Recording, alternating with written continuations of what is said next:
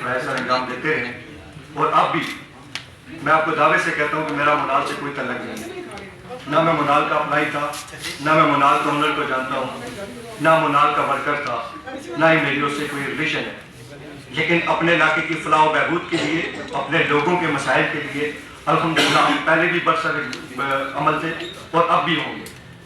میری فیملی کے بہت سارے لوگ اس سے منال سے ریلیٹڈ ہیں اور تھے۔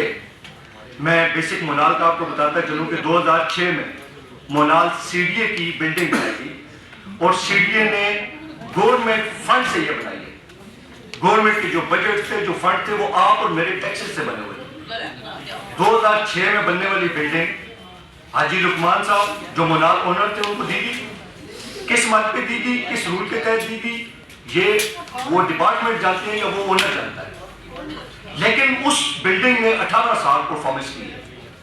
18 سال پاکستان کی ٹاپ آف لسٹ بلڈنگ جو پرفارمنس کرتی تھی، 18 سال تک وہ اونر جو اس بلڈنگ سے پروفٹ کماتا رہا، 18 سال تک وہ ہوٹل جو اتنے لوگوں کا پیٹ پالتا رہا، 18 سال تک وہ اونر جو گورنمنٹ کو ٹیکس دیتا رہا، 18 سال وہ بلڈنگ وائلڈ لائف کی ایک لیڈیز میڈم رائنا سے چیئرپرسن، سابقہ چیئرپرسن بورڈ جو تھی وائلڈ لائف کی، اس کے تحت وہ انلیگل ہو۔ یہ ایک مذاق ہے پاکستان کے قانون کے ساتھ، پاکستان کی عوام کے ساتھ، اور بالخصوص ان ورکرز کے ساتھ جن لوگوں کو آج یتیم کر دیا گیا، جن سے آج روزگار چھینا گیا، جن کے آج چولہے بجھا کے ان کے بچوں کو سکول سے اپنے گھروں میں بٹھا دیا گیا۔ آج اتنا پرفتن دور ہے، اتنے مشکل حالات کے اندر لوگ اپنا پیٹ پالنا مشکل سمجھتے ہیں۔ آپ اور میں سب اسی پاکستان کی شہری ہیں۔ 2006 میں بننے والی بلڈنگ 18 سال پرفارمنس کرنے کے بعد 2024 میں جا کے ڈیفالٹ ہوگی، اور ایک رات میں، رات کے اندھیرے میں فل فور گرا دی۔ اور بھائی جب بلڈنگ سی ڈی اے کی ہے، جب گورنمنٹ کے ٹیکسز سے بنی ہوئی ہے، ہمارے ٹیکس کا پیسہ اس پہ لگا ہوا ہے، تو بلڈنگ کو گرانے کے اوپر پیسہ کیوں لگا رہے ہو؟ کیوں آپ نے ڈسٹرائی کیا؟ اسی بلڈنگ کو آپ کسی اور ایم کے لیے یوز کریں، اسی بلڈنگ کو کسی اور وائلڈ لائف کے مقاصد کے لیے یوز کریں، سی ڈی اے کے لیے یوز کریں، کوئی میوزیم بنا دیں، کوئی بھی چیز اس پہ کر سکتے تھے، لیکن یہ سراسر ظلم نہیں، یہ ظلم کی ایک انتہا ہے، اور وہ انتہا کرنے والی ایک لیڈی جو ہے میڈم رائنا سی، یہ وہ ہے جس نے اتنا بڑا ظلم کیا۔ اور ایلیگیشن کیا لگا؟ ہر چیز کا ایک ریزن ہوتا ہے۔ ایلیگیشن کہ جی ہماری ڈکشنری کے اندر ریسٹورنٹ کا لفظ نہیں ہے تو ہوٹل کا لفظ ہے، تو ہوٹل کا نہیں ہے تو ریسٹورنٹ کا ہے۔ اور میرے بھائی آپ اور مجھے کوئی بھی میڈیا پرسن، میرے بھائی یہاں پہ بیٹھے ہوئے ہیں، میں پوری دنیا یہاں پہ اس میڈیا کے پرسن سے دیکھ رہی ہے، کسی بھی انسان سے میں یہ کوشچن کر رہا ہوں، ہر انسان سے، کوئی بھی مجھے بتا دے آپ کے میرے باپ دادا ابا و اجداد کبھی بھی کسی نے کہا ہے کہ چلے ریسٹورنٹ میں جائیں؟ وہ لوگ بوڑھے ہیں، بزرگ ہیں، ان لوگوں نے اس طرح زندگیاں نہیں گزاری۔ وہ کسی جگہ چائے کپ پینے جاتے ہیں تو وہاں بھی یہ نہیں کہتے کہ یہ ٹی کافی ہے، وہ وہاں پہ کہتے ہیں چلے ہوٹل پہ چلے جا کے کھانا کھاتے ہیں۔ ایک ہوٹل کا نام لگا کے اس پورے علاقے والے کا بیڑا غرق کر دیا گیا، اور ایلیگیشن کیا لگایا گیا؟ وائلڈ لائف کو نقصان ہوا۔ اور بھائی وائلڈ لائف کو اگر نقصان ہوا تو میرے کہنے سے یا اس کے کہنے سے نہیں ہو سکتا، آپ اس کی کوئی رپورٹ پیش کریں، اس کی کوئی جانچ پڑتال دیں ہمیں۔ آخر اتنا بڑا ڈپارٹمنٹ ہے، اتنی بڑی نیشنل مرگلہ پارک ہے، اس پارک کے اندر جو نقصان ہوا وہ نقصان آپ سامنے کریں، میڈیا پہ لے کے آئیں۔ آج کا تو کمپیوٹرائز دور ہے، آج چیزیں آن ریکارڈ ہے۔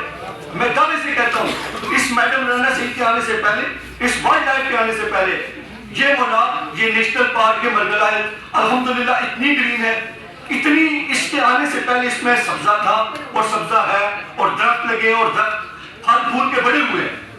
جتنی یہ آئی ہے اور اس کے بعد آگ لگی ہے، جتنی اس جنگل کی تباہی ہوئی ہے، جتنے اس کے اندر جانوروں کی قاتلہ حملہ ہوئے، جتنے لوگوں کے اوپر معاملات کیے گئے، یہ ان چیزوں کا بہت بڑا میں کہتا ہوں کہ فراڈ ہے، جو لوگوں کو فراڈ کے اندر ملوث کر کے وہ لوگوں کو بے روزگار کر رہی ہے، اور وہ بھی ملوث ٹوٹل 2 ریسٹورنٹ کو کر رہی ہے۔ بھائی وہ کھول کے کیوں نہیں بتاتی؟ چیف جسٹس کی وائف جو ہے وہ فرینڈ تھی، وہ وہاں پہ جا کے بیٹھ کے رات کو جو تیاری کرتی تھی، کیا ہمیں نہیں پتا؟ اس کے گھر میں جو چائے دینے والے لوگ تھے وہ ہمارے تھے، جو وہاں پہ گارڈ پروٹیکشن کر رہے تھے وہ ہمارے ہیں۔ ہمیں ایک ایک منٹ کی خبر تھی، ایک ایک ٹائم کی خبر ہوتی ہے کہ وہ کیا کر رہی تھی۔ وہ جا کے رات کو میڈم کے ساتھ بیٹھ کے تیاری کر کے صبح سپریم کورٹ جاتی تھی، اور اگر لوگوں کے ساتھ اس نے یہ کرنا تھا تو لوگوں کا نمبر بدل بھی تو دے نا۔ ایک اونر اگر اتنی اس نے بے روزگاری کی اگر اس نے اتنا بڑا ایک اہم اٹھایا کہ 18 سال میں بلڈنگ بنا کے 2 نمبری میں رات، کوئی قانون نہیں تھا، کوئی سسٹم نہیں تھا، تو اس بندے کو بغیر سزا دیے کیوں چھوڑا گیا؟ اس کو جیل کیوں نہیں بھجوایا گیا؟ کیا ہم پاکستانی شہری نہیں ہیں؟ ہم تو اگر 1 منٹ کی کوئی کسی جگہ مسٹیک کریں تو اسی ٹائم ہم پہ تمام قانون لاگو ہو جاتے ہیں. تو کیوں اس کو 18 سال چھوڑا گیا؟